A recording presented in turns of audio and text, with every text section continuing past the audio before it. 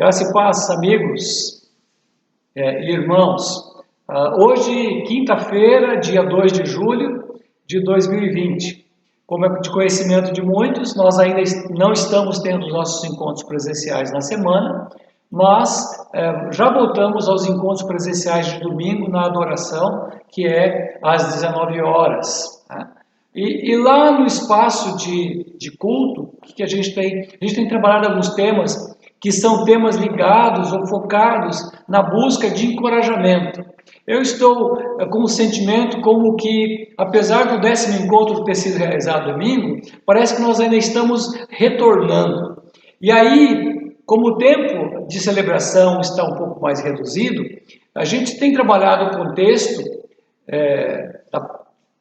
na nossa reflexão, mas sempre fica faltando um pouco mais. Eu achei que seria produtivo a gente buscar esse tempo agora, de quinta-feira, para dar um pouco mais de amplitude nesse pano de fundo.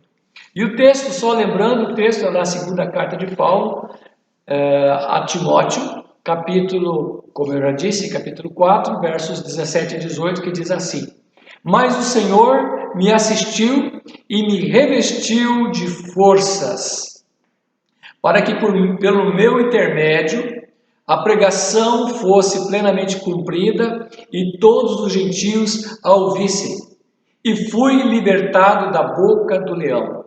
O Senhor me livrará também de toda obra maligna e me levará a salvo para o seu reino celestial. A Ele, glória pelos séculos dos séculos. Amém. O que está acontecendo aqui? Nós estamos falando de um homem que está sofrendo, que está na prisão e vivendo de um momento de isolamento social, distanciamento social, né? Desejando muito ter o convívio com os irmãos, mas não podendo por causa daquele momento.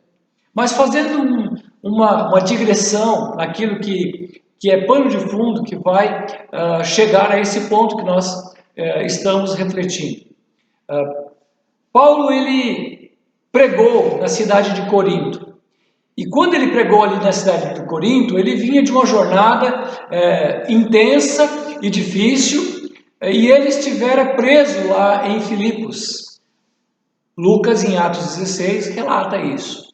E após um tempo bem sucedido em Tessalônica, ele teve que fugir devido à perseguição que foi movida pelos judeus. Atos 17, de 1 a 10. E lá em Bereia, quando Paulo finalmente encontrou um auditório interessado em conferir o que ele pregava, partindo das Escrituras, e Atos vai dizer que os cristãos de Tessalônica eram mais atentos e observavam aquilo que Paulo pregava, mas quando ele está pregando ali, contente de ter um auditório interessado, então os judeus de Tessalônica, sabendo disso, vão para lá, e aí Atos 17:3 diz que eles começam a excitar e a perturbar o povo. E nesse ponto da jornada, Paulo está correndo um risco ainda maior de morte. Por isso os crentes de Bereia o conduziram em segurança a Atenas. Mas Paulo não está preocupado somente consigo, ou está muito mais preocupado com uma jovem igreja que tinha sido plantada, a igreja de Tessalônica, exatamente por causa das perseguições. E nesse sentido, e com essa preocupação, ele envia Silas e Timóteo para verificar como é que aquela igreja estava reagindo a essa situação adversa. E ele, lá no seu coração, deseja muito ter notícia dessa igreja. É por isso que esses irmãos foram mandados para lá. Atos 17:5 diz isso. Lá em Corinto, ele observa a intensa idolatria de Atenas, e ele prega o evangelho, mesmo sendo ofendido, humilhado. E em Corinto, ele passa a anunciar esse evangelho com mais tranquilidade.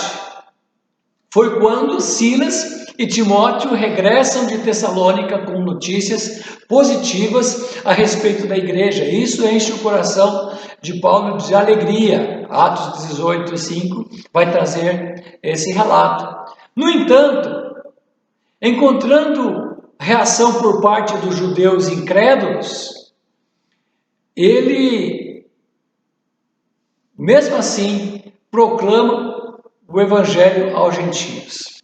Ao que parece, Paulo desejava partir logo de Corinto. Ele desejava ir embora dali. Corinto era uma cidade populosa, rica e muito imoral. Todavia, o Senhor tinha outro propósito para o seu servo. Tinha outro propósito para o seu servo e tinha um propósito ainda grandioso para aquela cidade. Considerando o Senhor que ali em Corinto ainda haviam pessoas que seriam parte do povo escolhido de Deus, e essas pessoas precisavam ser despertadas e seriam vocacionadas por meio da pregação do apóstolo Paulo. Então diz o texto que Paulo teve uma visão durante a noite, em que o Senhor lhe disse: Paulo, não temas, pelo contrário, fala e não te cales, porquanto estou contigo, e ninguém ousará fazer-te mal, pois tenho muito povo nesta cidade. E Paulo atendeu à missão divina, foi submisso à palavra de Deus através daquela visão. Permaneceu ali ainda em Corinto por mais 18 meses, anunciando o evangelho. E o relato das Escrituras é que Deus o fortaleceu grandemente naquele período de árduo trabalho. Mais tarde, preso em Jerusalém, Paulo desejava pregar o evangelho em Roma. E ele começa a colocar no seu coração o desejo de ir para Roma e pregar. Contudo, ele sabia da dificuldade de chegar vivo até aquela cidade. Então, na cela, o Senhor lhe conforta e estimula uma palavra. O Senhor diz a ele, Atos 23, 11, coragem, pois do modo que deste testemunho a meu respeito em Jerusalém, assim também importa que também o façais em Roma. E falando disso, um servo de Deus, João Calvino, que viveu entre 1509 e 1564, ele, olhando para esse episódio de Atos 23, 11, Calvino vê um paralelo entre Daniel 3, 8 e esse texto e comenta que se nós nos convencêssemos, melhor dizendo, de que Deus é o guardião da vida, e que Ele nos assegura de que nenhuma ameaça, de que nenhum terror, de que nenhuma morte nos impedirá de cumprir os nossos deveres que Ele intenta para nós. E continuando, Calvino diz mais ainda, se nós crêssemos nisso, nós seríamos mais firmes nas nossas responsabilidades para com Deus e o seu reino. E Paulo, continuando então no contexto, Paulo, ele vai para Roma, e lá em Roma ele é preso, mas mesmo assim ele vai testemunhar acerca de como a sua prisão estimulou os irmãos, os outros cristãos. E aí ele vai dizer em Filipenses, carta aos Filipenses, capítulo 1, verso 14, dizendo que a maioria dos irmãos foram estimulados pelo Senhor e pelas algemas que Paulo teve que levar naqueles dias. E aí aquelas pessoas ousaram falar com ainda mais desassombro da palavra de Deus. Ou seja, a vitalidade da igreja depende do Senhor. quando a igreja coloca a sua fé em Deus e não nas suas próprias forças, ela encontra vitalidade, porque a vitalidade da igreja depende do Senhor.